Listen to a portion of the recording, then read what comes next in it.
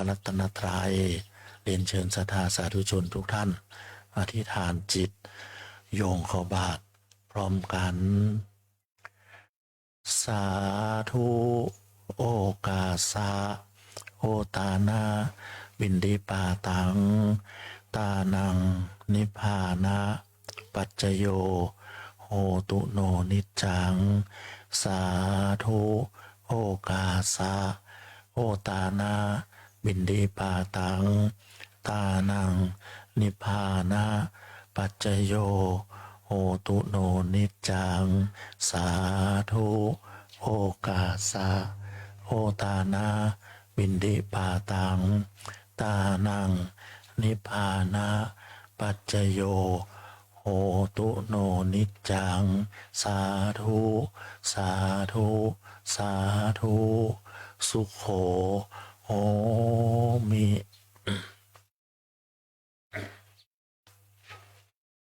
รอเวลารอความพร้อมของพระสงฆ์ของเจ้าอันมีพระเดชพระคุณท่านเจ้าคุณอาจารย์นะครับนะโดยประมาณก็30 กว่ารูปนะครับนะวันนี้อาจจะหนักหน่อยนะครับเนาะเขาติดน้ำติดเทคณะสัทธาเตรียมมาทำบุญตักบาตรก็ตามหน้าบุญก็แล้วกันนะครับมีมาเท่าใดก็เท่าอันละถ้ามีมานักมีมาหลายตั้งแต่20 กว่าชุดขึ้นไปก็ทำบุญตักบาตรไปตั้งแต่รูปที่1พระเดชพระคุณท่านเจ้าคุณอาจารย์รูปที่2 3 4 5เรียงไปเลยนะครับนะแต่ถ้ามีมานักมาหลาย5 ชุด10 ชุดแบบนี้ก็สลับกันไปพ้องกันได้นะครับเนาะรูปที่1พระเดชพระคุณเจ้าท่านเจ้าคุณอาจารย์ทำบุญตักบาตรไปเตอะนะครับเนาะรูปต่อๆไปก็สลับไปพ้องกันได้รูปสุดท้ายผ่านพ้นไปหมดพอดีอย่างเองนะครับนะประชาสัมพันธ์บอกกล่าวคือศรัทธาสาธุชนได้รับทราบตามนี้นะครับท่านใดมารุนยังมาได้ซองกฐินก็เดินมาเอาที่ผมเนี่ยนะครับเนาะอยู่ในผ่านข้างที่ผมนั่งหลังวิหารเจ้านี่นะครับ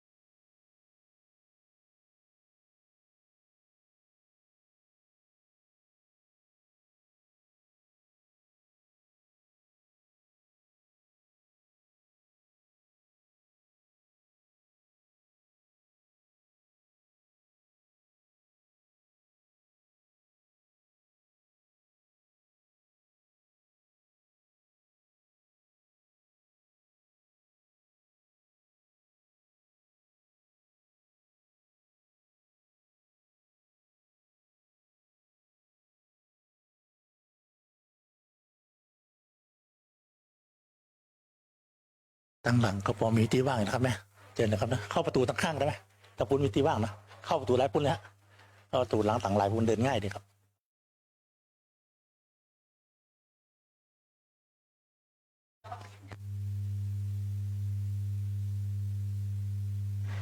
เจิญคณะสัตยาที่กำลังมาถึงนะครับเนาะ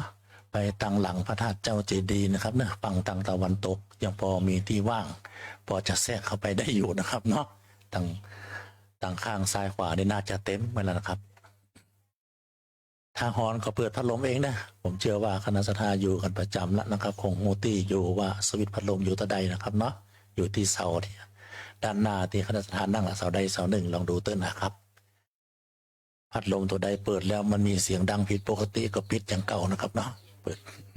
แสดงว่ามันเสียไป ตัวใดเปิดแล้วก็มันหมุนดีก็เปิดเลยนะครับเนาะ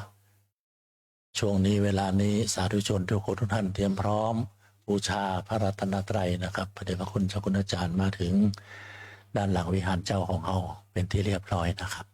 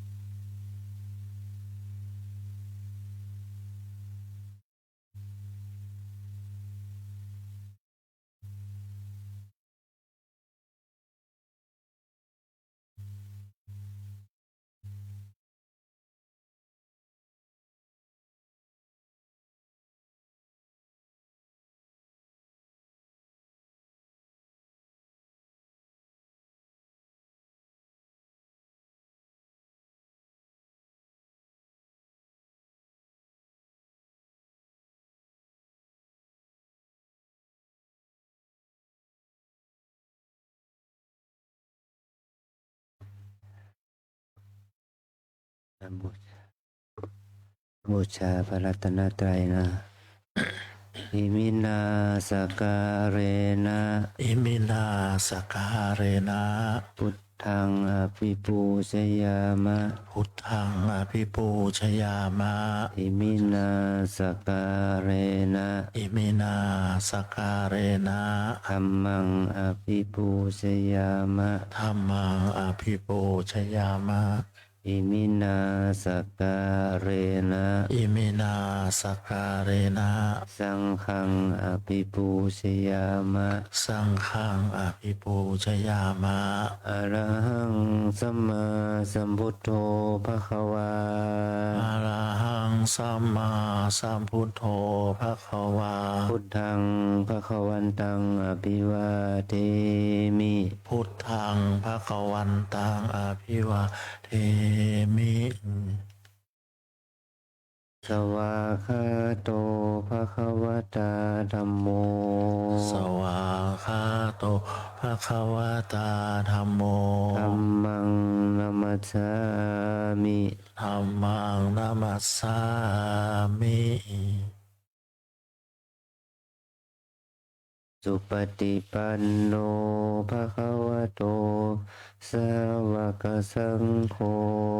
สุปฏิปันโนภควโตสาวกสังโฆสังฆังนามามิสังฆนามามิ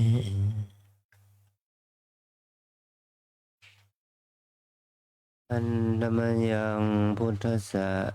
ภะคะวะโตปุพพาคะนะมะการังกะโรมาเซนะโมตัสสะภะคะวะโตอะระหะโตสัมมาสัมพุทธัสสะนะโมตัสสะภะคะวะโตอะระหะโตสัมมาสัมพุทธัสสะ นะโมตัสสะภะคะวะโตอะระหะโตสัมมาสัมพุทธัสสะ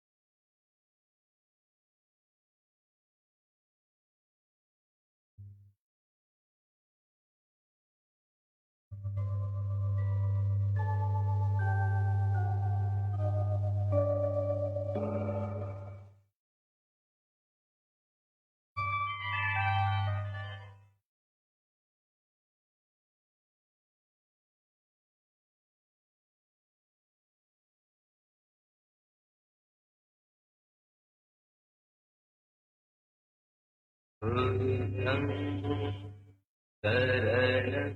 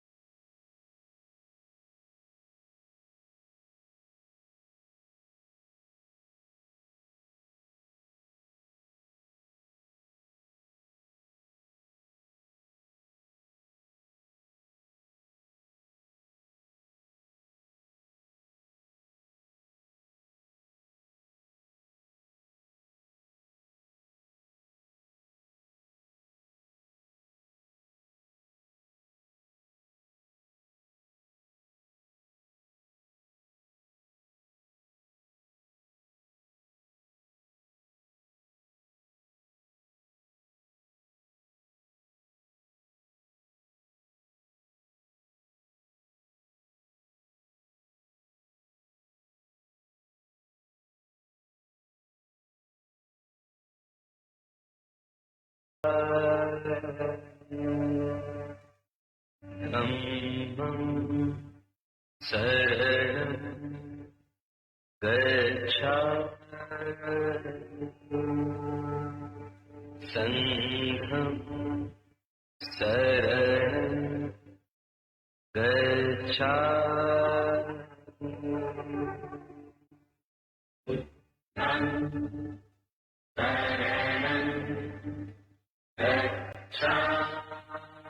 มิ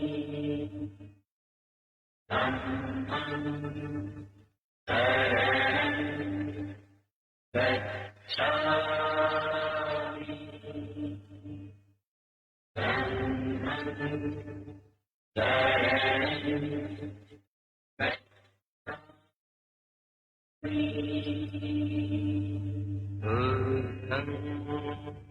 शरणं गच्छामि धम्मं शरणं गच्छामि संघं शरणं गच्छामि बुद्धं गच्छामि धम्मं गच्छामि संघं शरणं गच्छामि बुद्धं शरणं गच्छामि धम्मं शरणं गच्छामि संघं शरणं गच्छामि बुद्धं गच्छामि धम्मं गच्छामि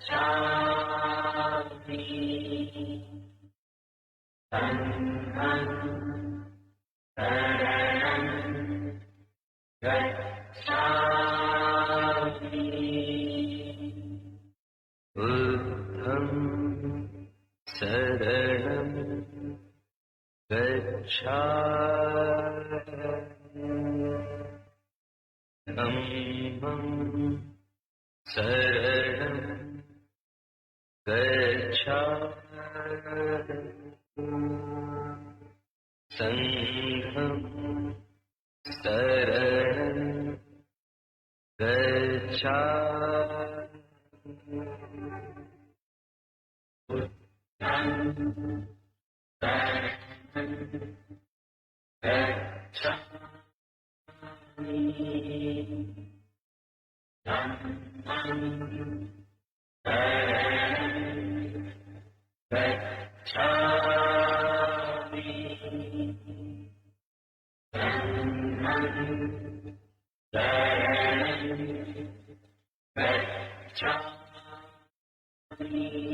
बुद्धं शरणं गच्छामि धम्मं शरणं गच्छामि संघं शरणं गच्छामि बुद्धं शरणं गच्छामि धम्मं गच्छामि संघं शरणं गच्छामि बुद्धं शरणं गच्छामि धम्मं शरणं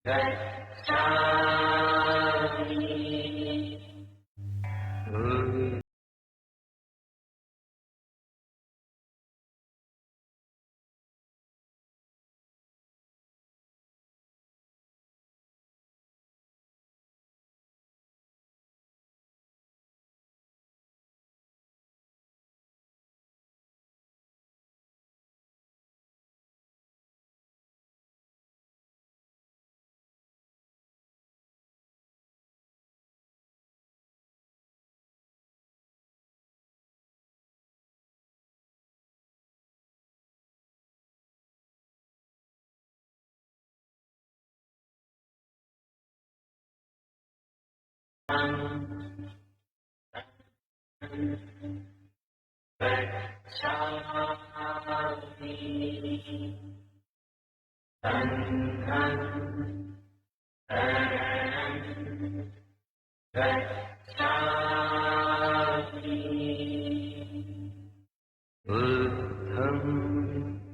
शरणं गच्छामि धम्मं शरणं गच्छामि संघं शरणं गच्छामि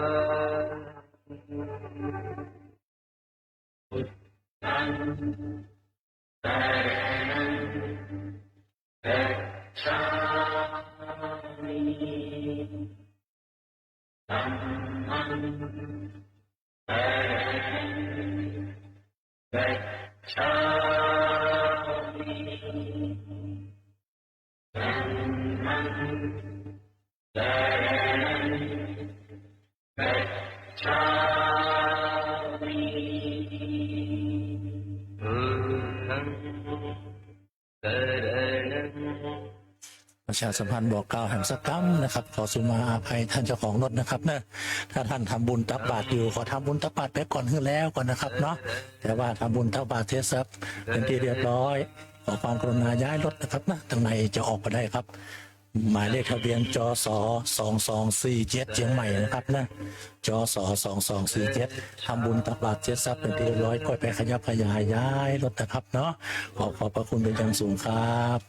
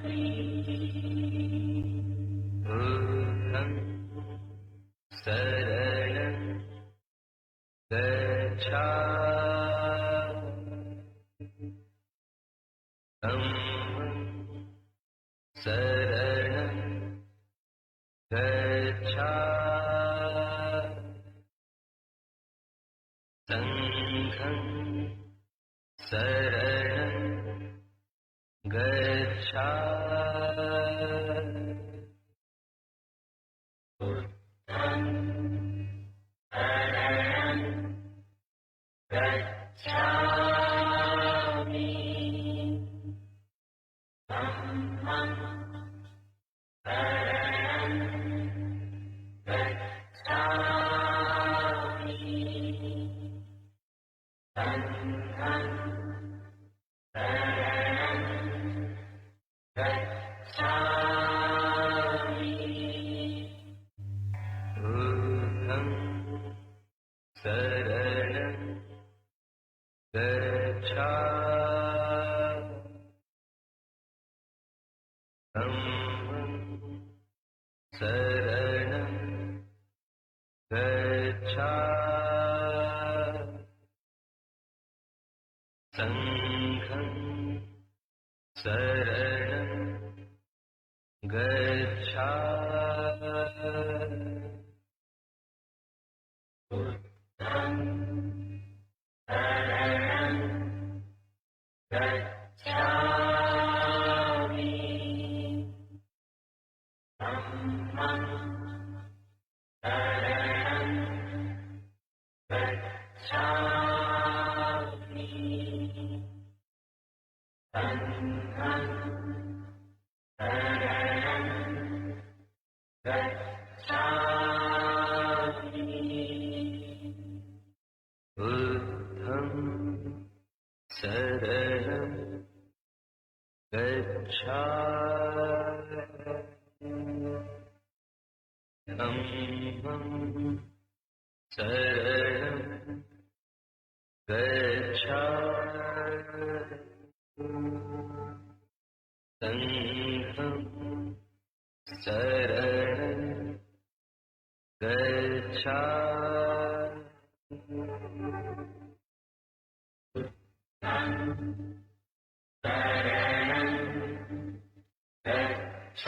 saranam gacchami dhammam saranam gacchami sangham saranam gacchami buddham saranam gacchami dhammam saranam gacchami sangham saranam gacchami buddham saranam gacchami dhammam saranam gacchami sangham saranam gacchami buddham saranam gacchami dhammam saranam gacchami sangham saranam gacchami buddham saranam gacchami dhammam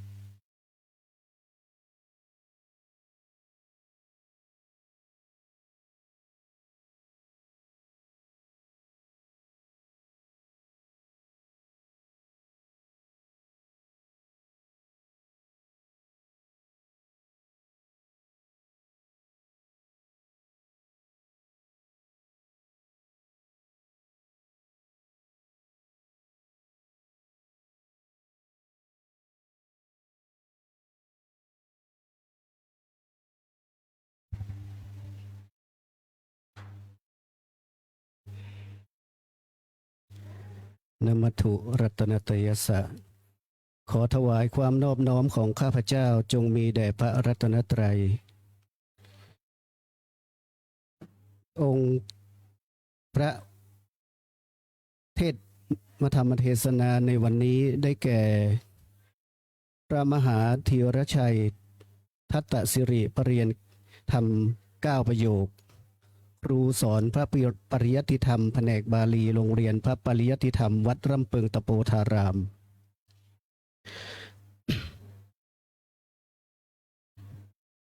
ในวันพระนี้ก็เป็นเดือน12เหนือเดือน10ใต้ ขออาราธนานิมนต์ท่านมหาธีรชัยทัตตสิริปรริยน9ประโยคครูสอนพระปริยัติธรรมแผนกบาลี โรงเรียนพระปริยัติธรรมวัดร่ำเปิงตะโปธาราม ขึ้นสู่ธรรมาสน์แก้วเพื่อโปรดศรัทธาญาติโยมณบัดนี้ครับ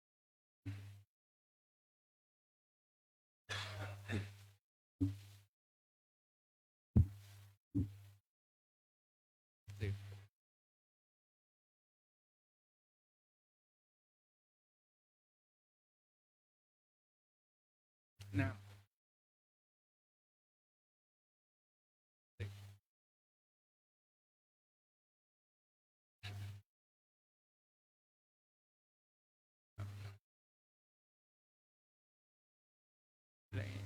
เห็นแบบอนุโมทนา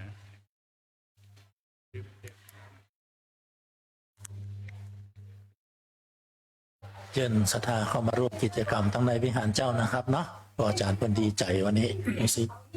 ปีติยินดีฮ้อนๆบุปมาปนมาจารย์นะคณะศรัทธามานักมาหลายนะครับนะอาจารย์เชิญนะครับนะเชิญร่วมกิจกรรมนะครับ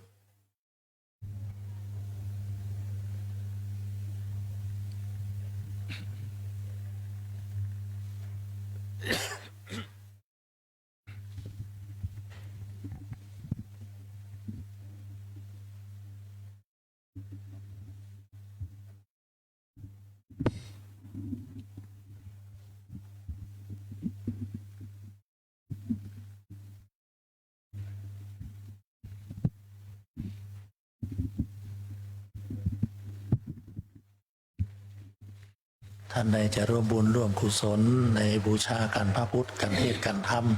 กันปาฏิโมกข์และกันพระอาจารย์นะครับเนาะสี่กันนะครับเนอะมาร่วมได้ในวิหารเจ้าของเราตลอดเวลานะครับนะในระหว่างที่เทศน์อยู่ก็ร่วมกิจกรรมได้นะครับ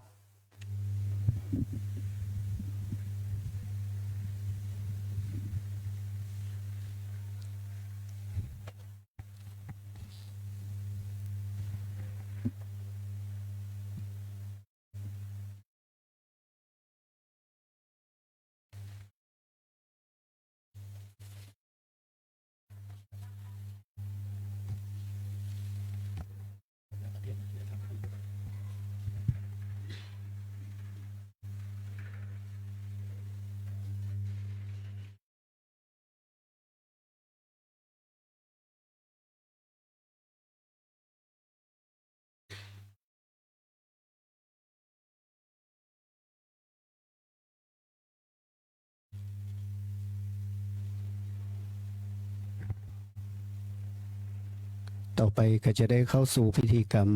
ทางพระพุทธศาสนาไหว้พระอาราธนาศีลรับศีลขอเชิญทุกท่านกราบบูชาพระรัตนตรัยโดยพร้อมเพรียงกัน3 ครั้งครับ อัญชลีวันทาอภิวาทอัญชลีวันทาอภิวาทอัญชลีวันทาอภิวาทอัญชลีวันทาอัญชลี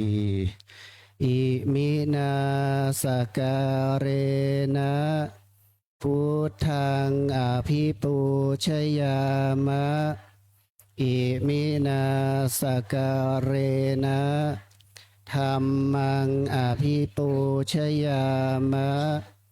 อิมินาสการเรนะทังคังอภิปูชยามะอะระหังสัมมาสัมพุทโธภะคะวาพุทธังภะคะวันตังอภิวาเทมิกราบสวากขาโตภะคะวะตาธัมโมธัมมังนามัสสามิกราบสุปฏิปันโนภะคะวะโตสาวกสังโฆสังฆังนามามิกราบมะยังพันเตติสารเนนะสหะอัตถังคสมนาคตังอุโปสถังยาจามะทุติยมปิมะยังพันเตติสารเนนะสหะอัตถังคสมนาคตังอุโปสถังยาจามะตติยมปิมะยังพันเตติสารเนนะสหะอัตถังคสมนาคตังอุโปสถังยาจามะนะโมตัสสะภะคะวะโตอะระหะโตสัมมาสัมพุทธัสสะนะโมตัสสะภะคะวะโตอะระหะโตสัมมาสัมพุทธัสสะนะโมตัสสะภะคะวะโตอะระหะโตสัมมาสัมพุทธัสสะ นะโมตัสสะภะคะวะโต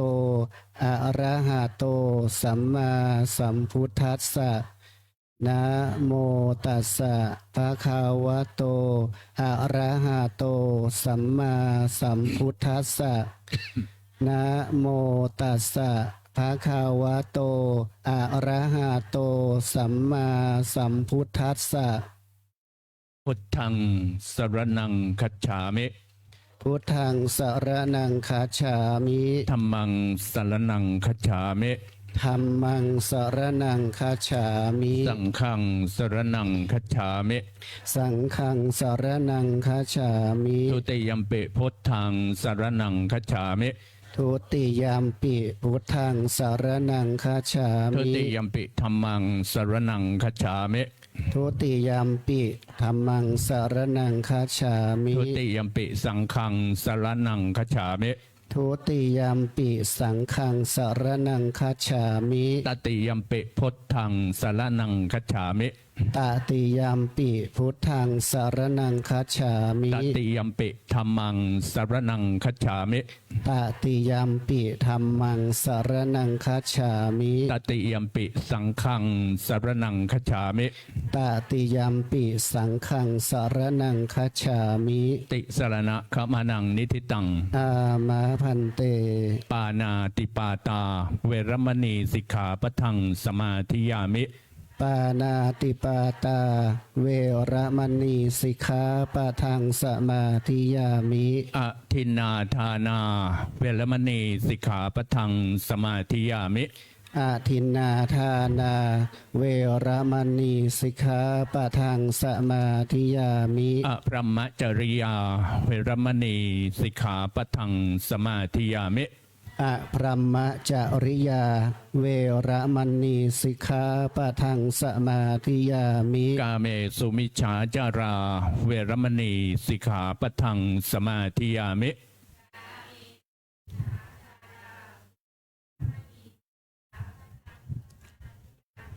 มุสาวาทา เวรมณีสิกขาปะทังสมาธิยามิ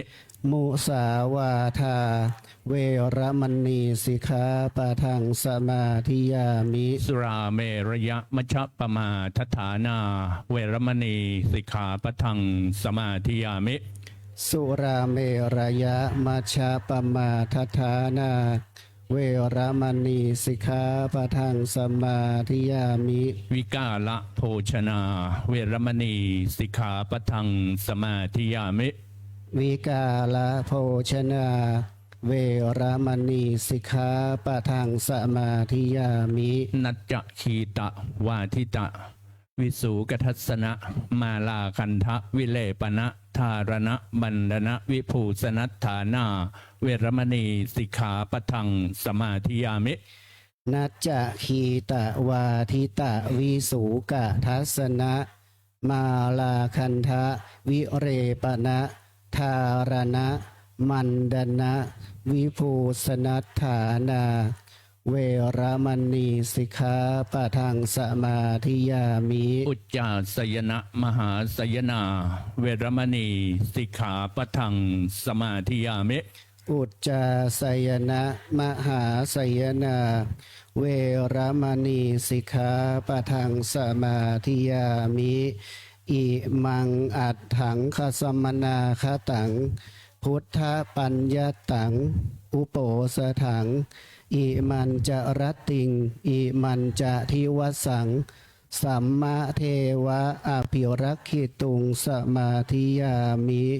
ทุติยัมปิอิมังอัตถังคสมนาคตัง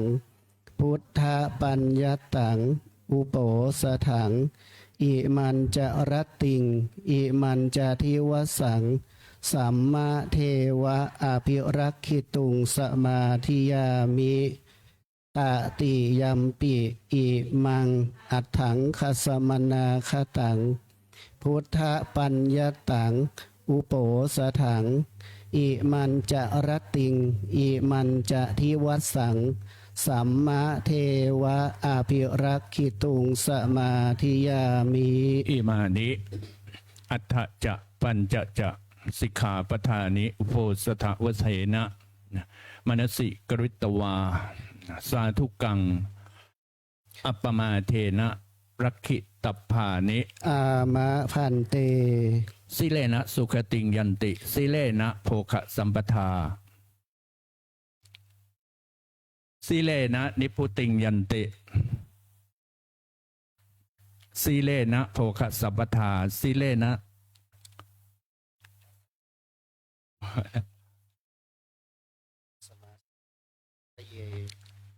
สิเลนะสุขติงยันติสิเลนะโภคะสัมปทา สาธุ สิเลนะนิพุติงยันติตัสสมาสีลังวิโสทะเย สาธุ ขอทุกท่านได้สดับรับฟังพระธรรมเทศนา กระผมจะได้อาราธนาธรรมหลังจากที่ได้ใส่กราบ การใส่กราบนั้นก็คือหมายความว่าการก้อนเอาธรรมซึ่งอยู่ในธรรมอยู่แล้วนะครับได้มาอธิบายขยายความให้องค์เทศเปิ้นได้ขยายความบางสิ่งบางตอนคือได้เข้าใจคือเกิดศรัทธาประสาทะกับศรัทธาญาติโยมขอเชิญทุกท่านได้สดับรับฟังในบัดนี้นะครับสา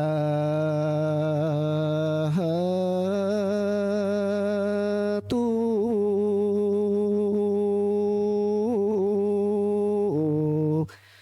จะนาเลยผ่านแพ้วได้ตั้งอกตั้งใจไว้ดีแล้วเข้าสู่อาวาสแก้วฟัง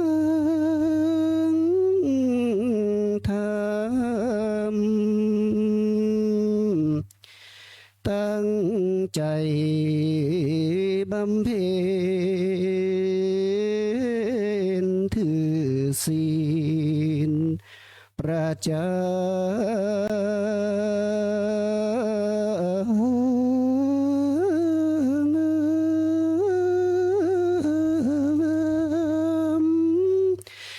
น้อ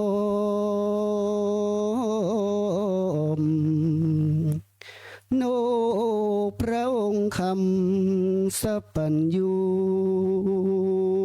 เจ้า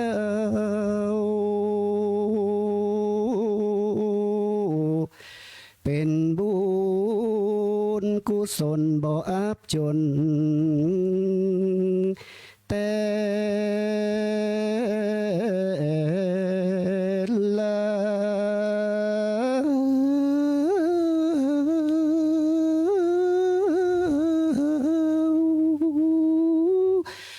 สา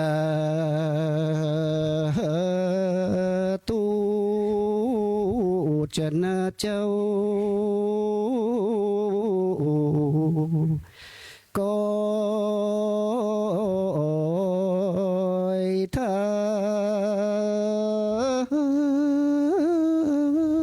ำไปขอยกมือ10 นิ้วกายกิ้วเกษา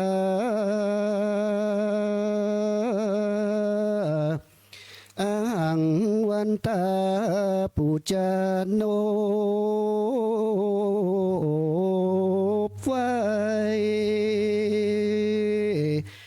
พระแก้วเจ้าทั้ง3ประการผสานกันเข้า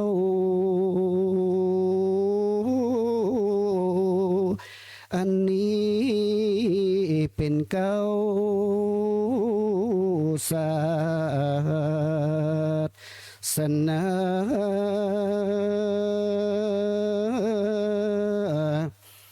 โยกอกมือไว้จักไปมือสา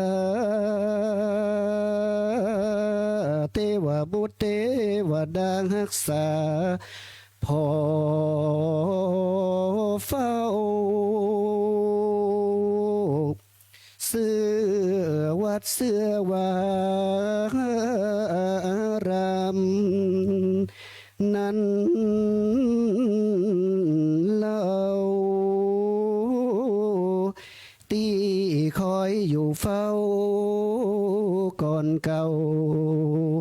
ตี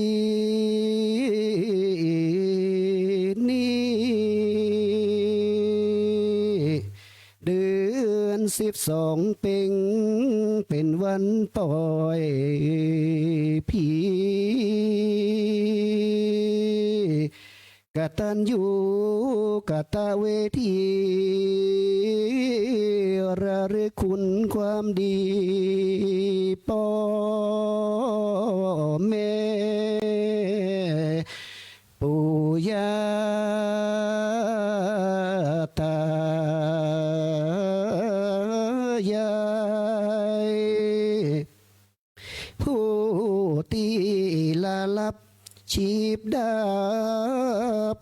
สลายจุติตายไปสู่ปรโลกนาทุกขเวทเวทนา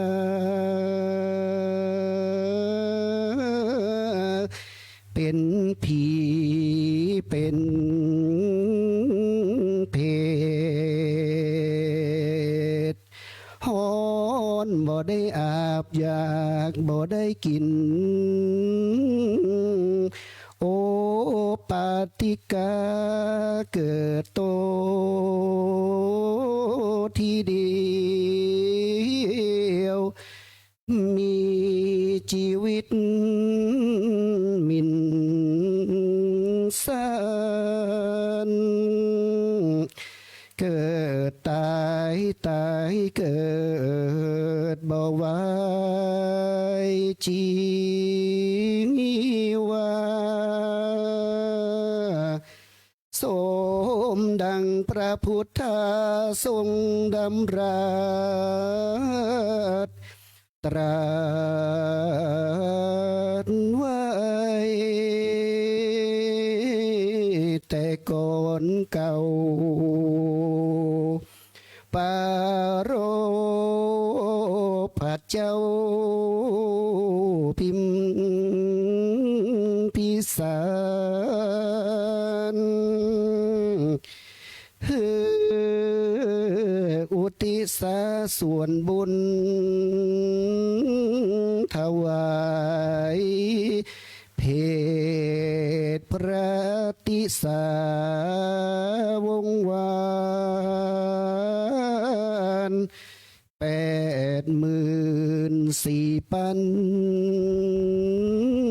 องค์ก็จะพ้นจากที่ยากพรากที่ผ่านสุขเกษมสำราญเสวยสวรรค์วิมานคำก็มีวันนั้นจวบเถิงวันนี้แลนะขอเชิญทุกท่านกล่าวคำอาราธนาธรรมตามกับพระเจ้านะครับ อุกาสะสาธุกังธรรมังเทเสขะอุกาสะสาธุกังธรรมังเทเสขะ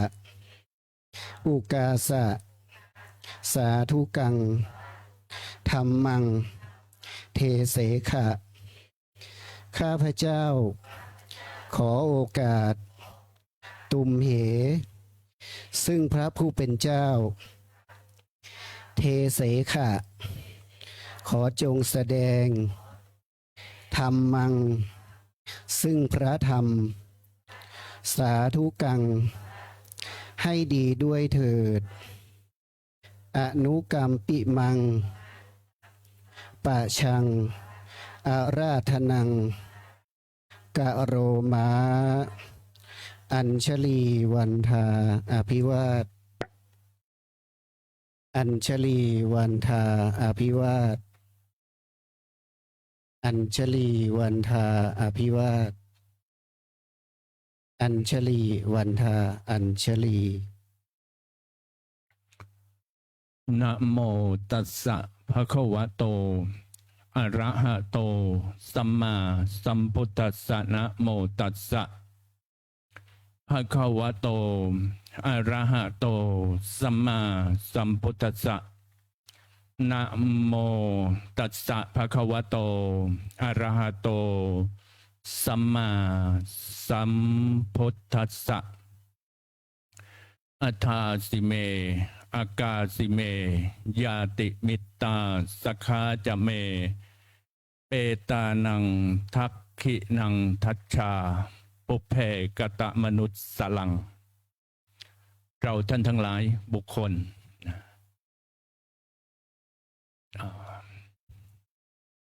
ระลึกถึงสิ่งที่ท่านทำให้แล้วแก่ตนในการก่อนดังนี้ว่าอัฏฐาสิเมท่านผู้นี้ได้ให้สิ่งนี้แก่เราอากาสิเมท่านผู้นี้ได้ทำสิ่งนี้แก่เรายาติมิตตาสขาจะเมท่านผู้นี้เป็นญาติเป็นมิตรเป็นเพื่อนของเราเปตานังทักขินังทัชชาเราควรอุทิศทักษิณานุปทานไปให้แก่ญาติมิตรทั้งหลายผู้ละจากโลกนี้ไปแล้วนาหิรุนังวาโสโกวายาวัญญาปริเทวนาก็ความร้องไห้ก็ดีความเศร้าโศกเสียใจก็ดีความร่ำไรรำพันอื่นใดก็ดีจะไม่ก่อญาติทั้งหลายไม่ควรทำเลยนตังเปตานะมัฏฐายะเพราะการร้องไห้เป็นต้นนั้นจะไม่ก่อประโยชน์อะไรให้เกิดแก่ญาติมิตรที่ล่วงลับไปแล้วนั้นเลยติทันติญาตโยญาติทั้งหลายก็คงดำรงอยู่อย่างนั้นอายัญจะโขทักขินาทินาก็ทักษิณานี้แหละท่านทั้งหลายก็ให้แล้วสังคัมหิสุปฏิทิตาก็ย่อมตั้งอยู่ด้วยดีในพระสงฆ์ทีครตังหิตายัสถานโส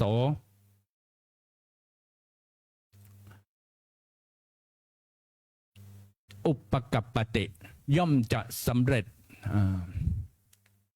แก่ญาติทั้งหลายแก่หมู่มิตรทั้งหลายผู้ละจากโลกนี้ไปแล้วตลอดกาลนานตามฐานะโสยาติธรรมโมจะอายังนิทัสสิโตก็ญาติธรรมนี้นั้นพระองค์ก็ทำปรากฏให้เห็นแล้วเปตานะปูชาจักตาอุลาลาการบูชาอันยิ่งยวดท่านทั้งหลายก็ทำแล้วแก่ญาติมิตรผู้ละจากโลกนี้ไปแล้วพลันจะภิกขูนมนุปปทินังกำลังแห่งภิกษุทั้งหลาย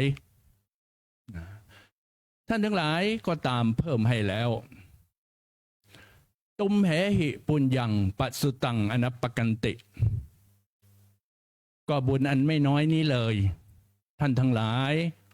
ก็ขวนขวายแล้วดังนี้แหละขอความนอบน้อมของข้าพเจ้าจงเกิดมีแด่องค์สมเด็จพระสัมมาสัมพุทธเจ้าพระองค์นั้น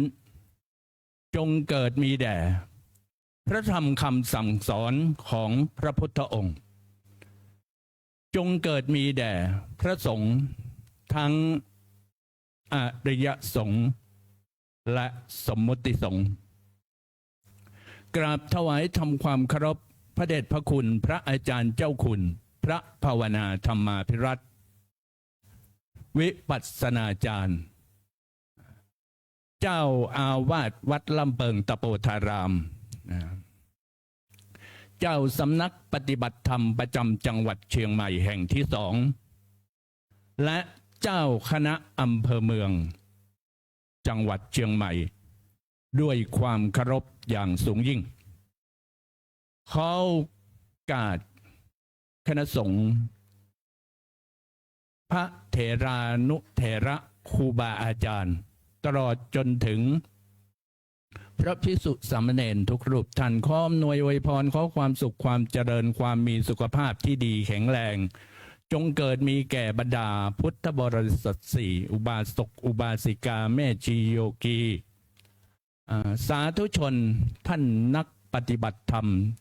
ทั้งหลายทุกท่านทุกคนวันนี้บัดนี้อาตมาภาพพระมหาธีรชัยทัตตสิริก็ได้รับโอกาสจากคณะสงฆ์นำโดยพระเดชพระคุณพระอาจารย์เจ้าคุณ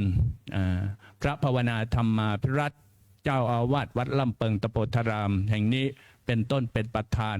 ให้อาตมาได้มีโอกาสได้มาแสดงพระธรรมเทศนาโดยจะได้นำหลักธรรมคำสอนขององค์สมเด็จพระสัมมาสัมพุทธเจ้ามาแสดงเทศน์แก่บรรดาพุทธบริษัทสี่เราท่านทั้งหลายก็จะได้นำหลักธรรมคำสอนของพระองค์นั้นไปประกอบใช้กับการดำเนินชีวิตให้ชีวิตนั้นได้พบกับประโยชน์สุขสำเร็จ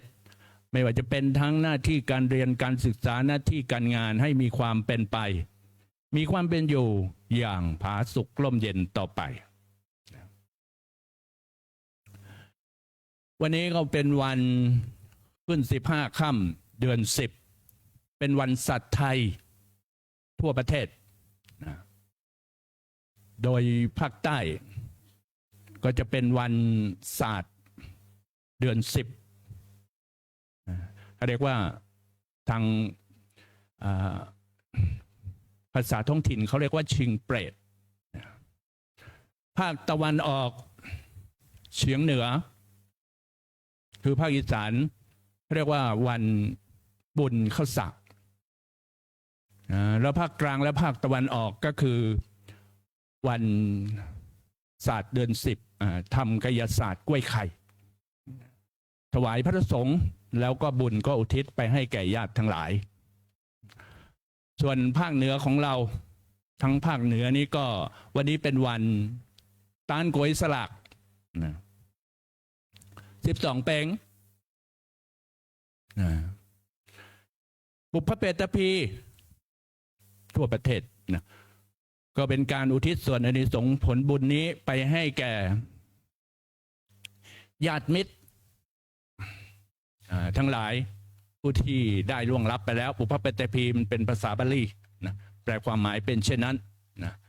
การโกยสลากของบ้านเรานี่เป็นประเพณีตั้งแต่โน้น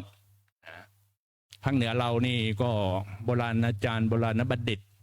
เขาก็ทำกันมาแต่เดิมแต่ก่อน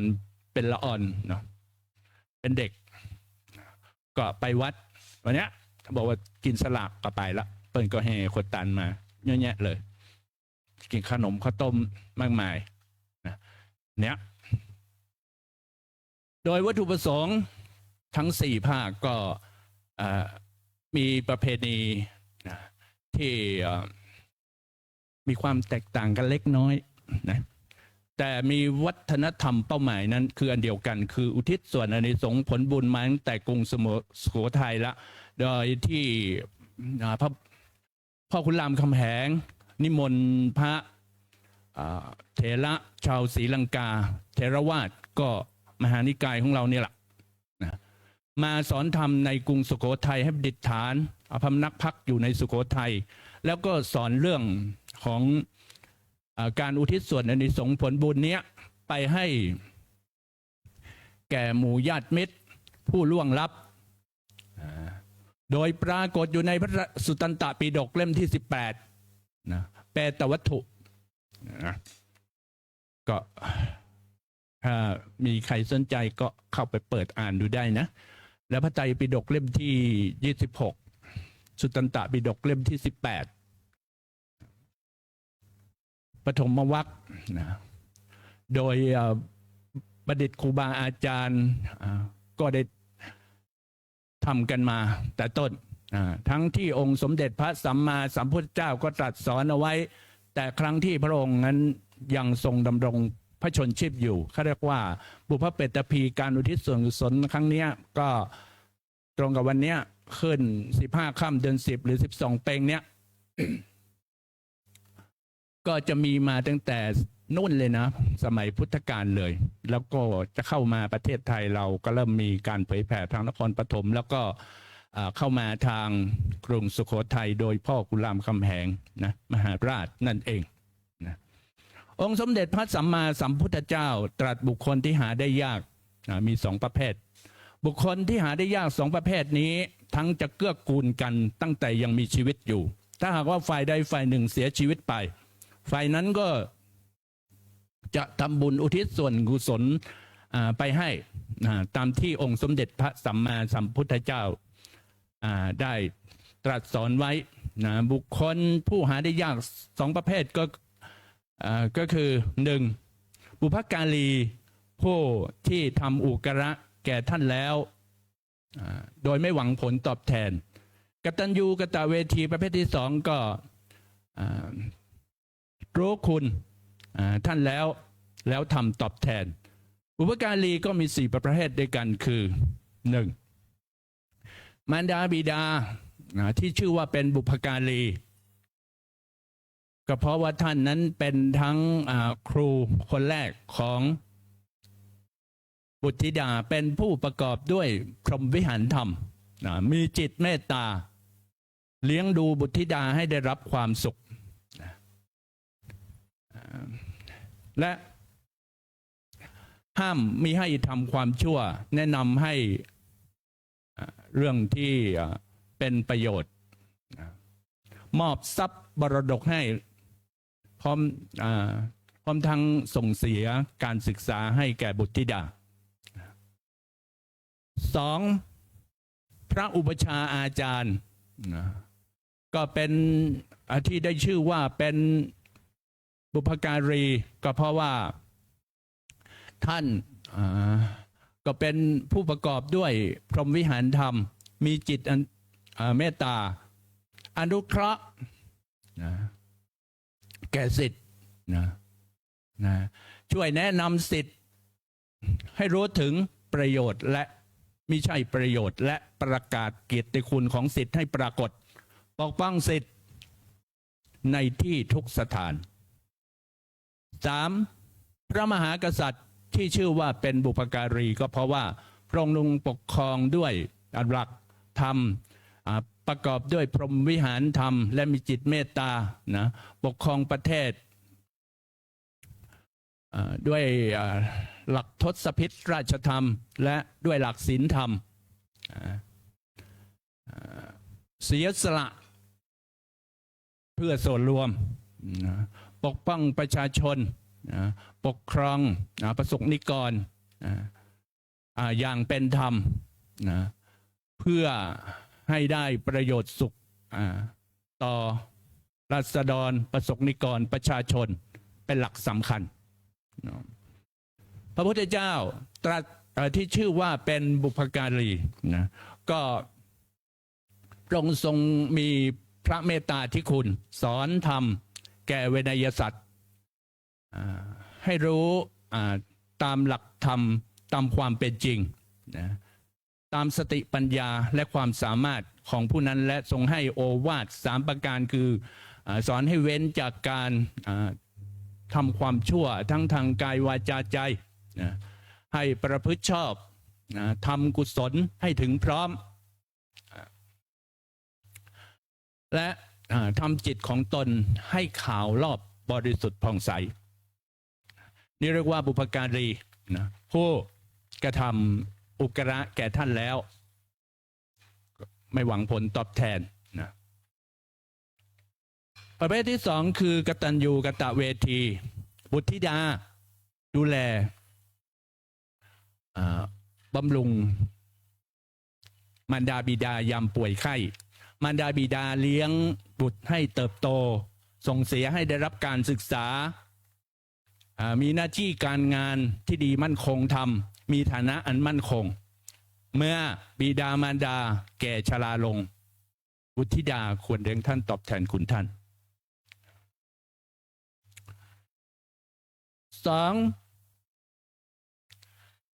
สัตธิวิหาริกและอันเตวสิกควรปรนนิบัติรับใช้ดูแลอุปถากพระอุปชาอาจารย์ 3. ราษฎรประชาชนทั้งหลายก็จะเป็นผู้ที่ตั้งตนเป็นคนดีไม่ก่อความเดือดร้อนวุ่นวายให้ประเทศชาติทำงานหาเลี้ยงชีวิตก็อาชีพโดยบริสุทธิ์ไม่หาเลี้ยงชีวิตในทางที่ผิดอันจะก่อความเดือดร้อนวุ่นวายให้แก่ประเทศชาตินี้ก็ชื่อว่าทดแทนคุณพระมหากษัตริย์และพุทธศาสนิกชนก็ตั้งอยู่ในคำสอนของพระพุทธองค์แล้วนำคำสอนของพระพุทธองค์มีหลักศีล 5 ศีล 8ไปประจำใจและประพฤติตามนี่เรียกว่ากตัญญูกตเวทีผู้รู้คุณท่านแล้ว ทำตอบแทน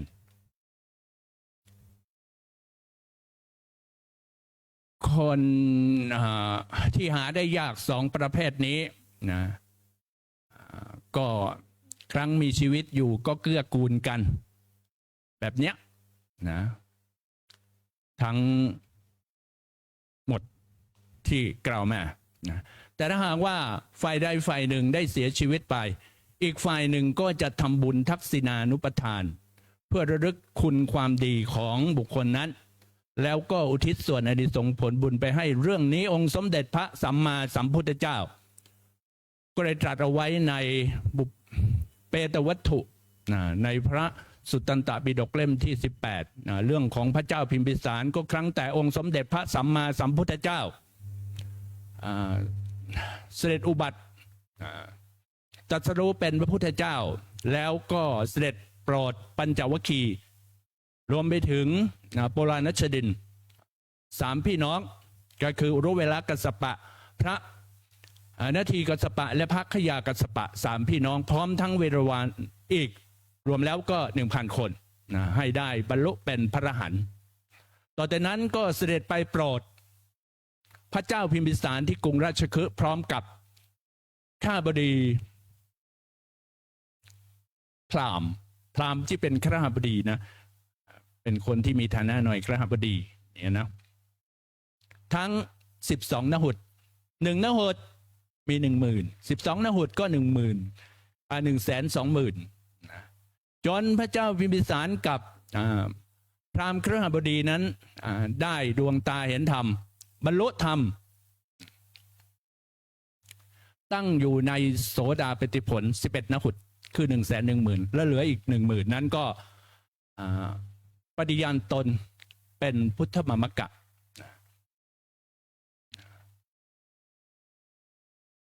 พระเจ้าพิมพิสารเลื่อมใสนะมาตั้งแต่เดิมแล้วพอมาถึง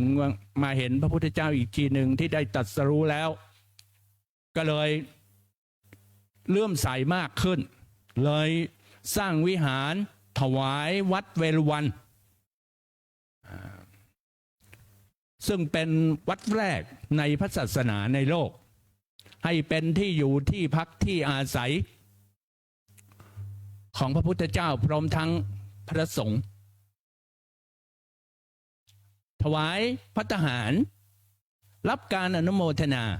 ด้วยกรรมอันหนักของพวกเปรตญาติทั้งหลายที่ล่วงลับไปแล้วญาติของพระเจ้าพิมพิสารนี้ก็เกิดเป็นเปรตอยู่ก็ไม่ได้นึกถึงเรื่องการที่จะ กรวดน้ำอุทิศส่วนกุศลไปให้แก่เปรตเหล่านั้นคืนนั้นน่ะเปรตเหล่านั้นน่ะก็มาขอส่วนบุญก็ไม่รู้ว่าจะไปขอกับใครก็ต้องญาติกันนะร้องเสียงดังโหยหวนวิดเวลอันน่าสะพรึงกลัวนะที่ใกล้ที่พระราชนิเวศที่พำนักของพระเจ้าพิมพิสาร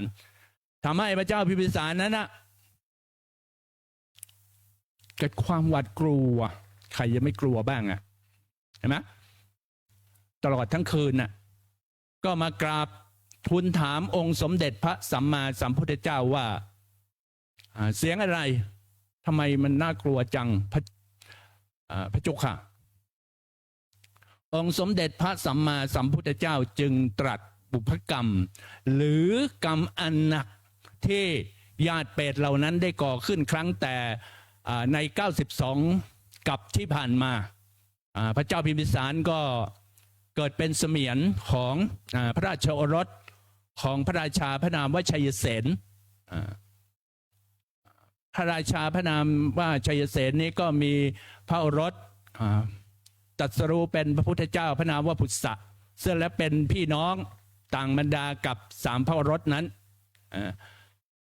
เมื่อพระเจ้าพิมพิสารหรือในเสมียนใน92กับที่ผ่านมาได้รับคำบัญชาให้เตรียมอาหารวัตถุทายธรรมต่างๆพร้อมทั้งที่อยู่ที่พักที่อาศัยไว้ให้กับพระพุทธเจ้าพร้อมทั้งพระสงฆ์ได้อยู่จำพรรษาเจ้าพิมพิสารหรือในเสมียนนั้นก็ได้ชักชวนญาติทั้งหลายที่อยู่ในพระนครในเมืองนั้นร่วมกันขวนขวายในทานถึง 11,000 คนเขาเหล่านั้นก็ทำขวนขวายในทานโดยความเคารพแต่ยังมีกลุ่มญาติกลุ่มหนึ่งที่เห็นเขาถวายภัตตาหารทุกวันในพรรษาถวายแก่พระพุทธเจ้าก็เกิดทะเลาะเบาะแว้งกันขัดใจกันเกิดทะเลาะเบาะแว้งกันขึ้นนะก็เลยเขาเรียกประทุษร้ายทำอันตรายแก่ทายทานทายธรรมอาหารนั้นก็ลักกินขโมยกินของอาหารที่เขาจะเตรียมเอาไว้ถวายพระพุทธเจ้า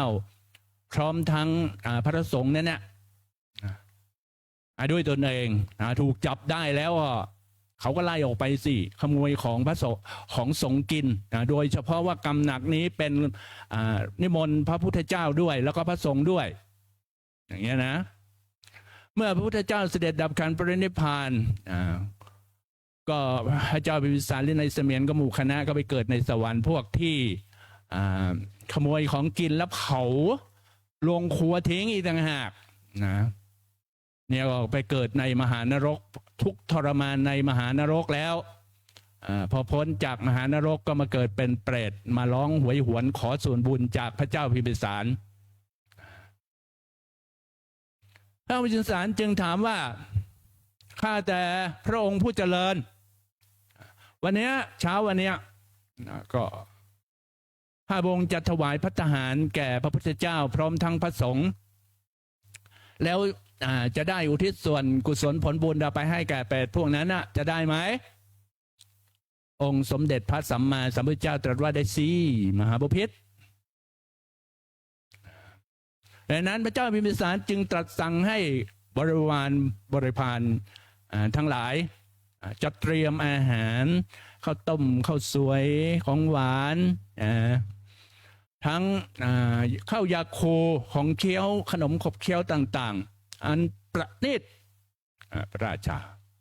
ทำนะยังมีเสื้อผ้าเครื่องนุ่งห่มเห็นไหมเสื่อสาดแล้วก็เตียงตั้งถวายแก่พระพุทธเจ้าพร้อมทั้งพระสงฆ์นะแล้วก็รับอนุโมทนาอุทิศส่วนอานิสงส์กรวดน้ำทักษิโนทก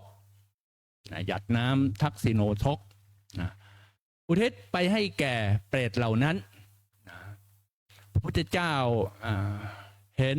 พระเจ้าพิมพิสารเป็นฐานะบดีที่ดีเป็นราชูปถัมภ์อุปถากอุปถัมภ์พระพุทธศาสนาดีก็จึงแสดงภาพเปรตเหล่านั้นที่ได้รับอานิสงส์ผลบุญกับพระราชาเนี่ยพระเจ้าพิมพิสารเนี่ยนะให้พระเจ้าพิมพิสารเห็นในขณะที่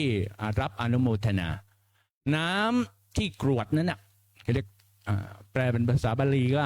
ว่าเป็นน้ำทักษิโนทกก็คือน้ำกรวดน้ำหยาดนี่นะแล้วอธิษฐานอุทิศตั้งใจด้วยนะอุทิศส่วนอานิสงส์ผลบุญไปให้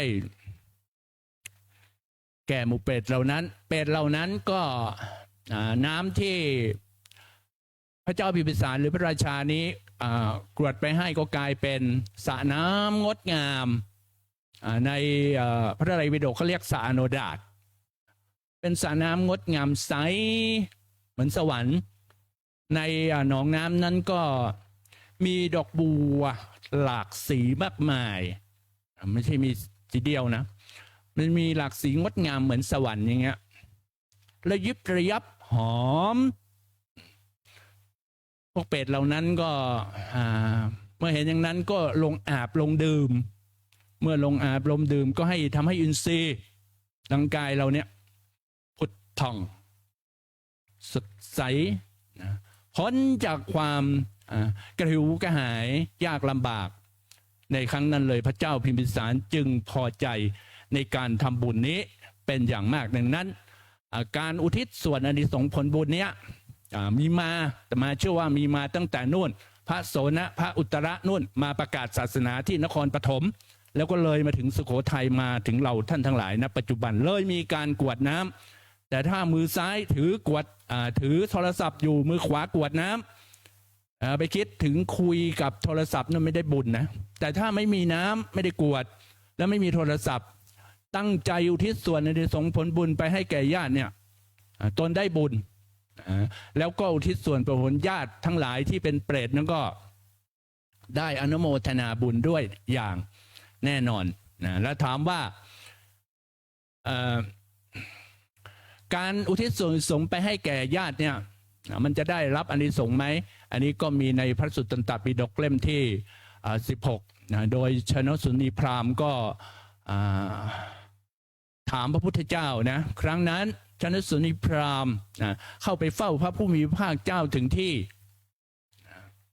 แล้วกราบทูลถามองค์สมเด็จพระสัมมาสัมพุทธเจ้าว่าข้าแด่พระโคดมผู้เจริญ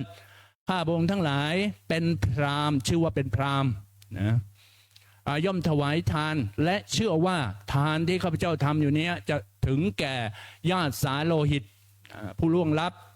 หรือญาติสายโลหิตผู้ล่วงลับจะได้บริโภคทานนี้ข้าแด่พระโคดมผู้เจริญทานนี้ย่อมถึงแด่ญาติสายโลหิตผู้ล่วงลับหรือจงบริโภคได้หรือไม่เนี่ยองค์สมเด็จพระสัมมาสัมพุทธเจ้าตรัสตอบว่าดูก่อนพราหมณ์ทานที่อุทิศเนี่ยจะสำเร็จหรือไม่สำเร็จต้องอยู่ที่ฐานะที่ควรได้รับก็ได้รับถ้าไม่อยู่ในฐานะที่ควรไม่ได้รับก็ไม่ได้รับพราหมณ์ชนุสุนีจึงทูลถามว่าฐานะที่ได้รับและไม่ได้รับเป็นเช่นไรพระเจ้าค่ะองค์สมเด็จพระสัมมาสัมพุทธเจ้าจึงตรัสว่าบุคคลบางคนในโลกนี้เป็นผู้ฆ่าสัตว์ลักทรัพย์ประพฤติผิดในกามพูดเท็จพูดส่อเสียดพูดคำหยาบพูดเพ้อเจ้อจิตเขาเรียกว่าเพ่งเล็งเอาสิ่งของผู้อื่นมีจิตละโมบเป็นมิจฉาทิฏฐิเขาย่อมเกิดในมหานรกดำรงเลี้ยงชีวิตอัตภาพอยู่ในนรกนะด้วยอาหารของสัตว์นรกคือผลกรรมที่ตนได้ทำเอาไว้นั่นเองและหากมาเกิดในเดรัจฉานเป็นสัตว์เดรัจฉานก็จะดำรงเลี้ยงอัตภาพในกำเนิดสัตว์เดรัจฉานด้วยอาหารของสัตว์เดรัจฉานมีหญ้าและใบไม้เป็นต้นนี่แหละพราหมณ์เป็นอัฏฐานะคือทานย่อมไม่สำเร็จในฐานะ เขาย่อมไม่ได้รับอนุโมทนานะเป็นประการที่หนึ่งนะและบุคคลบางคนในโลกนี้นะเป็นผู้เว้นจากการฆ่าสัตว์ลักทรัพย์เว้นจากการประพฤติผิดในกามเว้นจากการพูดเท็จพูดส่อเสียดพูดคำหยาบเว้นจากพูดเพ้อเจ้อมีไม่เพ่งเล็งเอาสิ่งของผู้อื่นมีจิตที่เป็นสัมมาทิฏฐิ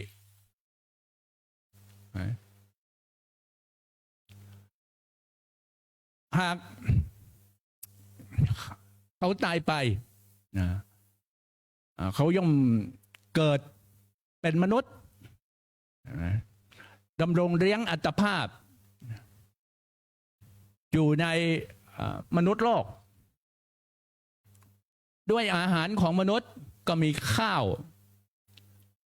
และน้ำเนี่ยเป็นต้นเป็นอาหาร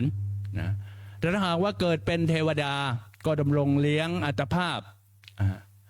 อยู่ในเทวโลกด้วยอาหารของหมู่เทวดา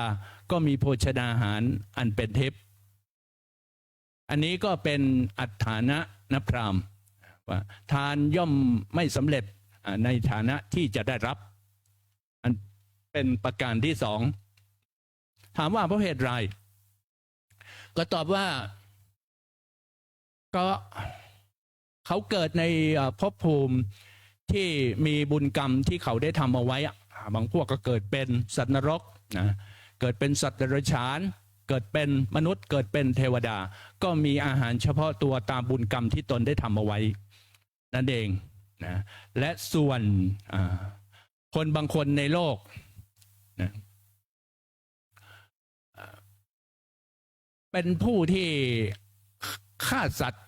ลักทรัพย์ประพฤติผิดในกามพูดเท็จพูดส่อเสียดพูดคำหยาบพูดเพ้อเจ้อเพ่งเล็งเอาสิ่งของผู้อื่นมีจิตพยาบาทก็เรียกว่าเป็นมิจฉาทิฏฐิหลังจากตายไปเขาย่อมเกิดเป็นเปรตอสุรกายดำรงเลี้ยงอัตภาพอยู่ในภพภูมิของเปรตอสุรกายด้วยอาหารของเปรตอสุรกายนั่นแหละก็คือน้ำหนองน้ำเลือดน้ำลายน้ำมูกเป็นต้นและผลบุญอานิสงส์ที่หมู่ญาติจะได้อุทิศส่วนอานิสงส์ไปให้เนี้ยตามฐานะที่ควรจะได้รับนั่นเองและถามว่าความแตกต่างความเหมือนระหว่างสัตว์นรกกับหมู่เปรตอสุรกายเนี่ยมันมีความเหมือนและความแตกต่างกันอย่างที่เหมือนกันก็คือเป็นมิจฉาทิฏฐิที่แตกต่างกันก็พวกสัตว์นรกโดนลงโทษทั้งวันทั้งคืนอย่างเงี้ยเป็นอาหารพวกเปรตอสุรกายนี้ก็พ้นจากทุกข์ทรมานในมหานรกแล้วมาเกิดเป็นเปรตอสุรกายถ้าไม่มีใครอุทิศส่วนกุศลไปให้ญาติมิตรไม่อุทิศส่วนกุศลไปให้ก็จะกินแต่น้ำเลือดน้ำหนองของตนนั่นแหละและน้ำมูกน้ำลายที่มีนะเป็นภิกษาอาหารนั่นเองดังที่องค์สมเด็จพระสัมมาสัมพุทธเจ้าได้ตรัสเป็นพุทธสุภาษิตที่อาตมาได้ยกขึ้นเป็นคาถาที่ต้นครั้งแรกว่าญาติจะอุทิศอย่างไรไว้ในพระสุตตันตปิฎกเล่มที่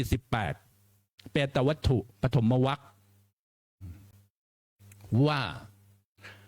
อาทาสิเมอากาสิเมยาติมิตาสขาจเมเปตานังทักขิดังทัชชาปุเพกตะมนุษสลังนะหิรุนางวาโสโกวายาวัญญาปริเทวนานตังเปตามัฏฐายะติทันติยาตโยอายัญจะโขทักขินาทินาสังคัมหิสุปฏิทิตาทีครตังหิตายสถานโสอุปกาปติโสยาติธรรมโมจะอายังนิทัสสิโตพุทธเจ้าก็แสดงปรากฏให้เห็นแล้วนะเปตานะบูชาจักตาอุลาลาการบูชายิ่งยวดท่านทั้งหลายก็ทำแล้วพลัญจะภิกขุนมนุปทินังกำลังแห่งภิกษุทั้งหลายท่านก็ตามเพิ่มให้แล้ว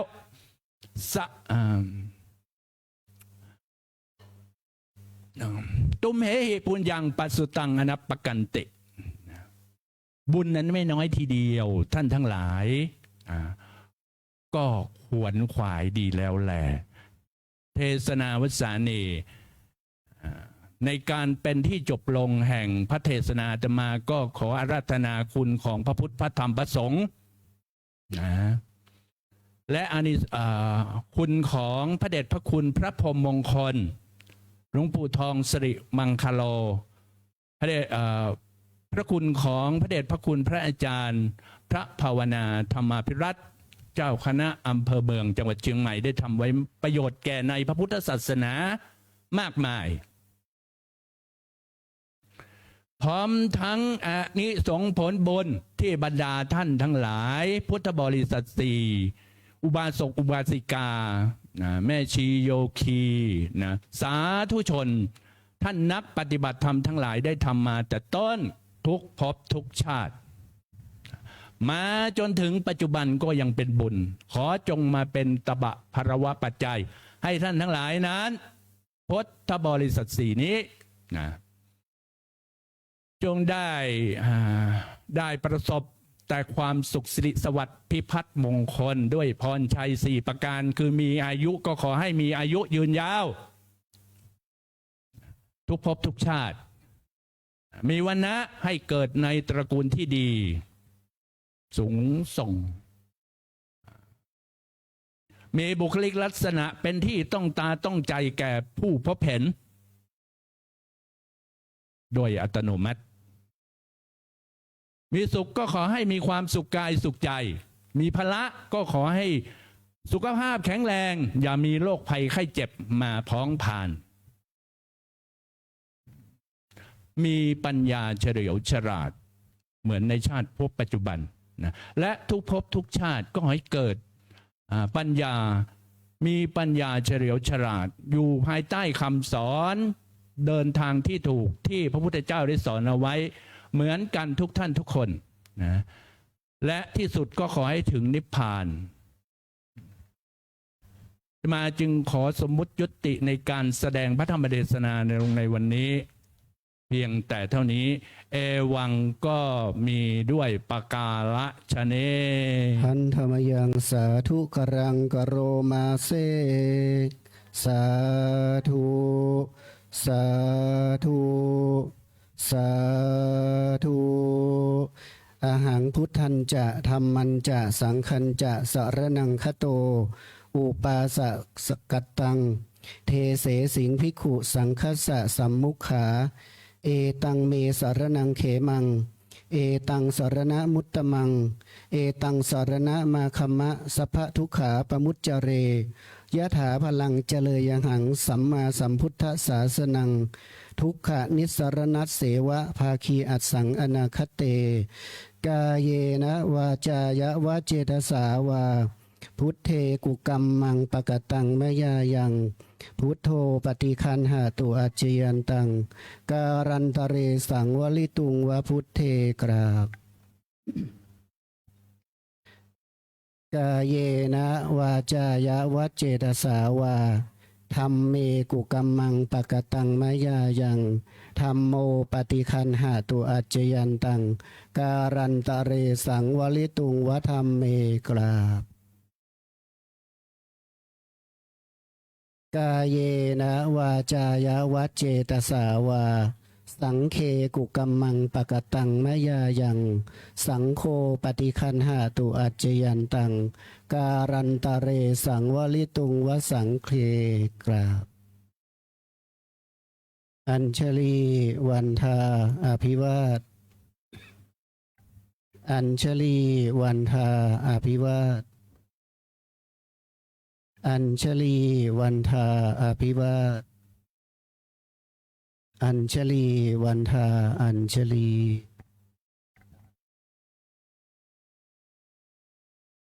ในก็เดือน12เป็นแล้วเนาะขออนุญาตนามเจอคุณนำบุญตัวแทนเจ้าภาพเป็นกำเมืองนะมาเชิญคุณคำพูนยาวิราชนะครับเนาะคุณคำพูนหรือคุณทองพูนอันเดียวกันนั้น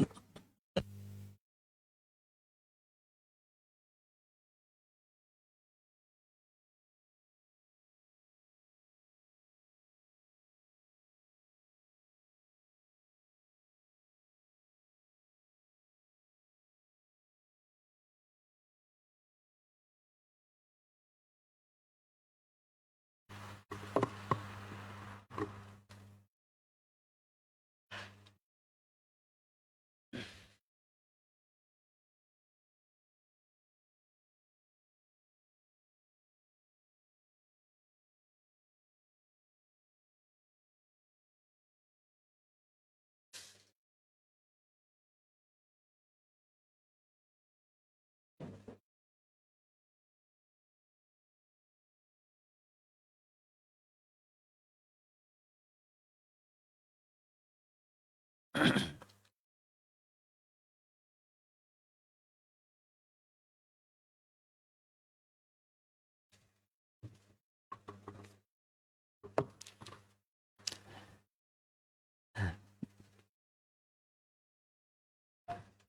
ือนเวลาอีก1 เดือนเนาะจะหมดจะออกพรรษาแล้วเนาะวันนี้ป้าแดงคุณวราพรนี่มนต์รัตน์พร้อมในบุตรหลาน ได้ทำบุญเป็นกฐินเป็น1 กองเพื่ออุทิศบุญกุศลไปถึงโยมพ่อโยมแม่และคุณโยมทำรงนิมนต์รัตน์ที่ได้เดินแก่กรรมไปแล้วนั้นขอบุญนี้จงได้สำเร็จประโยชน์ตามเจตนามนลดความตั้งใจเป็นมหากุศล แก่บรรพบุรุษพ่อแม่พี่น้องญาติมิตรได้รับอนุโมทนาบุญเลยเด้อ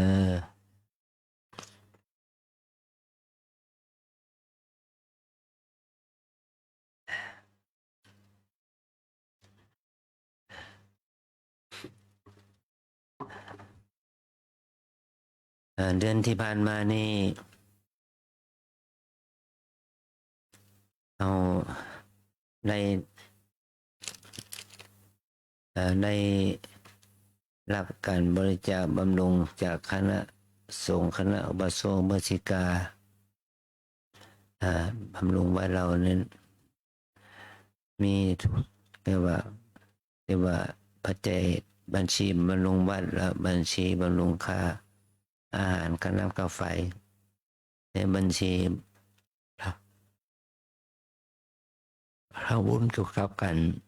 บูรณะปฏิสังขรณ์ของพระไตรปิฎกนะ3 บัญชีนี่เฮาก็ได้อุปถัมภ์ญาติโยมในตามฐานะแล้วก็เขาจะว่ามันจะว่ามันการบริจาคด้วยลงกับบริจาคแต่เพราะว่าเขาทำการจัดการบัญชีค่าใช้จ่ายเนี่ยมันก็ในเมื่อสรุปแล้วก็คือว่ามันติดราคาใช้จ่ายการบริจาคมันลงละประมาณ500,000 บาทบาท แต่ว่าเขาก็ยังดีนะที่เขายังมีปัจจัยสำหรับบูรณะปฏิสังขรณ์ของพระไตรปิฎกอยู่มันก็น้ำกาไฟก็อาหารมันก็ยังพอจ่ายยังมีอยู่แต่มันก็ลดลงเนาะการบำรุงวัดมันก็พอจ่ายแต่มันก็ลดลงแต่เฮามานึกถึงว่าเศรษฐกิจเขาจะบ่คิดถึงตัวเองนะเอาคิดถึงเศรษฐกิจของศรัทธาเนาะมันเศรษฐกิจก็แย่เนาะการก็เกิดภาวะเศรษฐกิจมันบ่ดีแหละมันเป็นเหตุให้สังคมเราทุกคนเนี่ยมันก็แสวงหาอาหารเงินทองนี่ก็ยากลำบากแต่เรามีศรัทธาเรื่องกันอยู่นะมีความเลื่อมใสกันอยู่เราจึงสามารถผ่านพ้นมันเกี่ยวกับการใช้จ่ายมาได้ อันนี้คือประโยชน์ส่วนผลที่เกิดจากการที่เราได้ทำกิจกรรมเนี่ยวันในช่วงนี้เราได้ไปทำวิปัสสนากิจกรรมวิปัสสนาสัญจรในเขตอำเภอเมืองเรานะวันนี้ก็อาจารย์ก็จะไปเทศน์ที่วัดเมืองมังเพราะว่าสถาบันเมืองมังนั้นได้ทำกิจกรรมทำบุญแก่บรรพบุรุษ มาอย่างต่อเนื่องโดยพี่พระเกศหลวงคุณหลวงปู่เพิ่นไปเทศน์ไปสอนเนาะเมื่อครูบาอาจารย์ปรณภาพไปแล้วมันก็มาให้มนต์อาจารย์ไปตามดำเนินดอยตามนั่นแหละสมัยก่อนปู่ยังมาเนาะมันที่สองเปงแล้วมันจะมาเทศน์เนาะมาแวะบ้านเฮาเนี่ยมาเพิ่นไปแล้วก็เขาก็ต้องไปสานต่องานบุญนี่แต่ตอนบ่ายสามอาจารย์จะไปเทศน์พุ่นแล้ววันนี้ก็เลยต้องลดเวลาการลงปฏิโมกข์คงมาถึงเที่ยงวันเพื่อแล้วก็ตอนค่ำนี่เขาทางพุทธสถานเขาทำบุญทักษิณาแก่ผู้ที่มีอุปการะคุณต่อพุทธสถานพุทธสมาคมเขาอาจารย์ต้องไปงานพุทธสถานตัวเพราะว่าเขาเป็นเนี่ยฐานะเจ้าคณะอำเภอเขาก็นิมนต์เขาไปในฐานะเป็นเจ้าคณะอำเภอนั่นแหละมันเป็นเหตุที่เราจะต้องบ่ได้อยู่กับสถานเนาะพอไปกิจกรรมหน่วยใหญ่กับองค์การส่วนรวมหน่อยเนาะของเขาได้ทำกิจกรรมต่างๆในวัดเราทำวัดสวดมนต์เทียนอย่างก็มันก็ของเอื้อกันไปช่วยกันไปของอาจารย์ก็ขออนุโมทนาบุญความดีนี้นะเป็นว่าพวกเราจะเจอความวิกฤตทางเรื่องของเศรษฐกิจสังคมการศาสนาการบ้านการเมืองเนาะมันมีผลกระทบไปหมดในเขาทั้งหลายก็บ่หวั่นไหวผมมีความหวั่นไหวอย่างวันนี้เรามีศรัทธามาทำบุญเต็มรอบวิหารรอบพระเจดีย์เนี่ยมันมากันนักเพราะว่าวันนี้เป็นวันศีลตรงกับวันอาทิตย์ด้วยเนาะก็มีคนมาทำบุญหลายเป็นเหตุปัจจัยมันพ่อมันก็ดีน้อยหนึ่งขออนุโมทนาความดีที่เราทั้งหลายได้กระทำบำเพ็ญในเขาครั้งนี้โดยเนาะวันนี้ไปอาบายสังฆทาน อันธรรมยังพุทธัสสะภะคะวะโตปุพพาคณมะกะลังกะโลมะเสนะโมตัสสะภะคะวะโตอะระหะโตสัมมาสัมพุทธัสสะนะโมตัสสะภะคะวะโตอะระหะโตสัมมาสัมพุทธัสสะนะโมตัสสะภะคะวะโตอะระหะโตสัมมา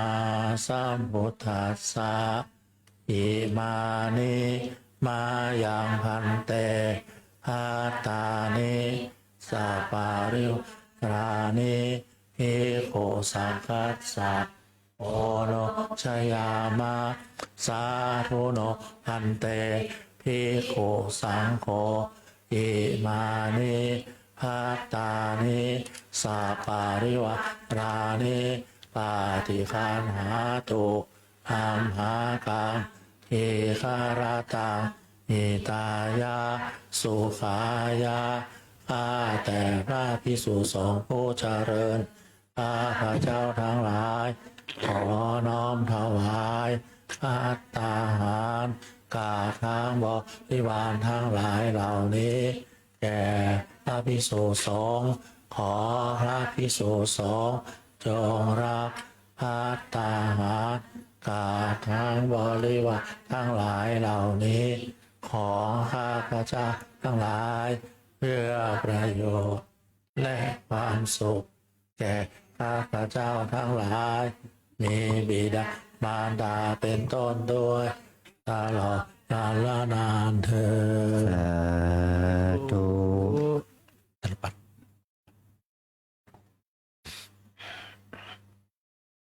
ศรัทธาต่างนอกเตรียมกรวดน้ำนะครับ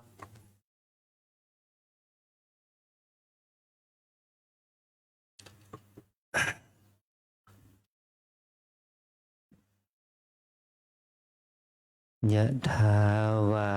ริวหาปูราปาริปูเรนติสาคารัง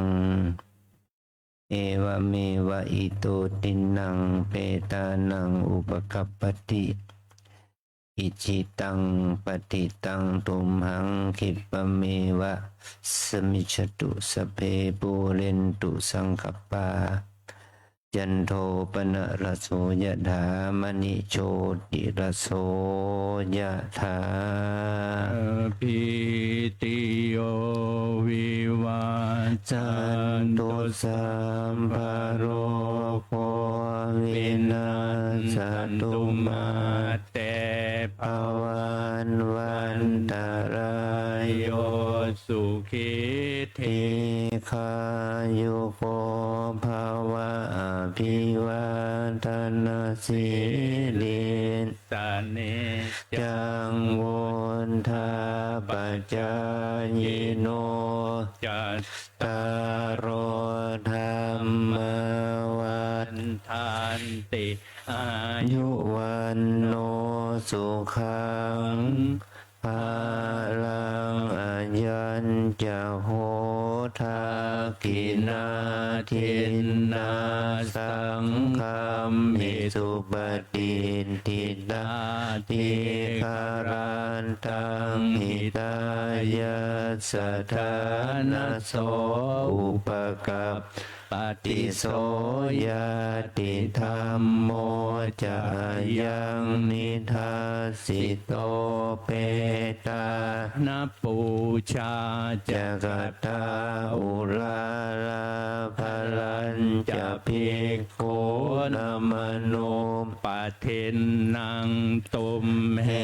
หิปุญญังปัสสุตังอนัมปะกันติอายุโทภาลโท เทโร วันนะโทปฏิภาณโทสุขังสัทธาธาเมธาวี สุขังโส อธิคาจติอายุงทัตตวาพลังวันนังสุขันจะปฏิภาณโททีคายุยัสสวาโหติยันท ท ย ยัตโท โทปปัญชติติภวตุสัมภมังคลังรัก ขันตุ สัมภเทวตาสัมภพ พุท ล ธานุภาเว เว นั นั ส สทธาโสติภวัน เต ภวตุสัมภมังคลังรักขันตุสัมภเทวตาสัพ พัท ธรรมานุภาเวนัสทธาโสติ ภวันตุ ตุเตภวตุสัมภมังคลังรักขันตุสัพ พัทเทว วัตตาสัมภสังฆานุปาเวนัสทธาโสติภาวันตุเต สาธุสาธุสาธุเชิญศรัทธาสาธุชนทุกท่านสงบจิตเจริญภาวนากุศล เวลาสักครู่นะครับ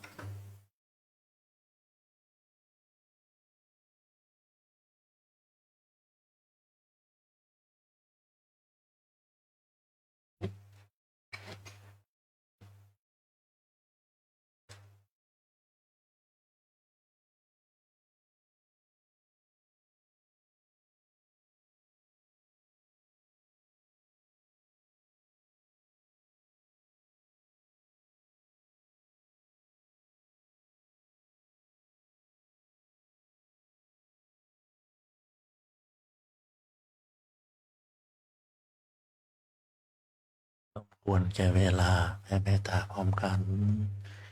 อิตังตานาคัมมังนิพพานาปัจจายโยโหตุโนริจาอิตังศีลาคัมมังนิพพานาปัจจายโยโหตุ ภาวนาปัมมังนิพพานาปัจจายโยโหตุโนนิจจังยังกินจิกุสาลังกัตตะพังกัมมังสัพเพเยอัมเหหิกาตังปุญญังโนหาโนโมทันตัวสุนันตุพนโตเยเทวะอาสามิงหานิอาทิคาตาทิคายุปัสสัทธาหนตัวสาภัยสัตตาสุขีอัตตานังปาริหารันตุมาตาปิตาสุขีตาหนตัวทุกขาปามุจจันตุสัพเพยตากาสุขีตาหนตัวทุกขาปามุจจันตุสัพเพอายาตากาสุขีตาหนตุทุกขาปามุจจันตุสัพเพปิสาสัพเพยาคาสัพเพเปตาสุขีตาหนตัวทุกขาปามุจจันตุสัพเพนาคาตาสุขีตาหนตัวทุกขาปามุจจันตุสัพเพเทวาสุขีตาหนตัวทุกขาปามุจจันตุสัพเพอาจาริยุปัชฌายาสุขีตาหนตัวทุกขาปามุจจันตุสัพพะสัมปติโยสานิชันตุโวเชิญทุกท่านนั่งคุกเข่าครับ วันตาเมพุทธังสัพพะเทวะโตสังฆานาคาเมพันเตวันทามิธัมมังสัพพะเทวะโตสังฆานาคาเมพันเตวันทามิสังฆังสัพพะเทวะโตสังฆานาคาเมพันเตวันทามิภารุอุปัชฌาอาจาริเยสัพพะเทวะโตสังฆานาคาเมพันเต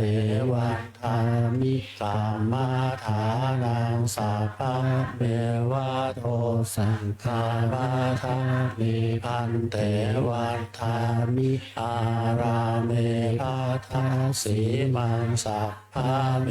วะโตสังฆานาคาเมพันเตวันทามิเจติยังสัพพังสัพพะทาเนโสปาติทิตาสาริปัฏฐาตุมหาโพธิโพธารูปังสักกาลังสัทธานาคาโลกิเทวะโลกิพรหมโลกิชัมพูทิเปลังกาทิเปสาริราธาตุโยเกสาธาตุโยอาลาหันตาธาตุโยเจติยังกันทาปุติงจาตุราสิติสาหัสสิธรรมะอันเทสะเพสัมปาทาจิติยังอาวันตามิสัพพะโสอัญชลีวันทาอภิวาทอัญชลีวันทาอภิวาทอัญชลีวันทาอภิวาทอัญชลีวันทาอัญชลีสาธุวันตาเมพันเตสัพพะอาปาราทังคามาทามิพันเตมายากาตะยังสามินาโนโมทิทัพสามินากาตังปุญไมหังทานะสาธุสาธุอนุโมทามิ จัตตารโอธรรมาวัฏันติอายุวันโนสุขังพลัง สาธุสาธุสาธุ ลกเลยนะ นะโมตัสสะภะคะวะโตอะระหะโตสัมมาสัมพุทธัสสะนะโมตัสสะภะคะวะโตอะระหะโตสัมมาสัมพุทธัสสะนะโมตัสสะภะคะวะโตอะระหะโตสัมมาสัมพุทธัสสะยัคเคพันเตสังโฆชานาตุ ขอพระสงฆ์จงฟังคำข้าพเจ้าบัดนี้ทายกทายิกาผู้มีจิตศรัทธาได้น้อมนำมา ซึ่งภัตตาหารมาถวายเป็นสังฆทานแด่พระภิกษุสงฆ์อันว่าสังฆทานนี้ย่อมมีอานิสงส์อันยิ่งใหญ่องค์สมเด็จพระสัมมาสัมพุทธเจ้า จะได้จำเพาะเจาะจงว่าเป็นของพระภิกษุรูปใดรูปหนึ่งก็หามิได้ เพราะเป็นของได้แก่สงฆ์ทั่วสังฆมณฑลพระพุทธองค์ได้ตรัสเอาไว้ว่าให้แจกกันตามบรรดาที่มาถึงฉะนั้นบัดนี้ข้าพเจ้าจะสมมุติตนเป็นผู้แจกของสงฆ์พระสงฆ์ทั้งปวงจะเห็นสมควรหรือไม่เห็นสมควร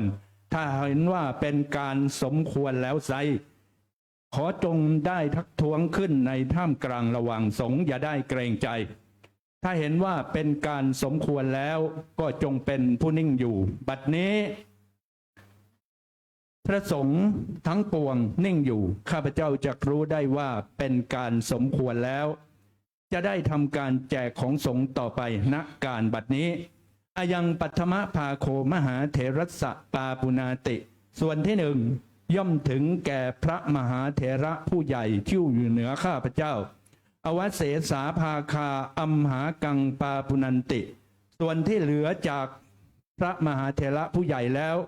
ย่อมถึงแก่ข้าพเจ้าทั้งหลายตามบรรดาที่มาถึงพร้อมกันทุกรูปพร้อมทั้งอุบาสกอุบาสิกาสามเณรอุบาสกอุบาสิกาแม่ชีโยคีสาธุชนทั้งหลายทุกท่านทุกคนเทินสาธุ อันทาธานิมายังพันเตคัจฉามะพาหุกิจจามะยังพาหุการะนียา ยัสสะทานิตุมเหกลังมัญญทา สาธุพันเต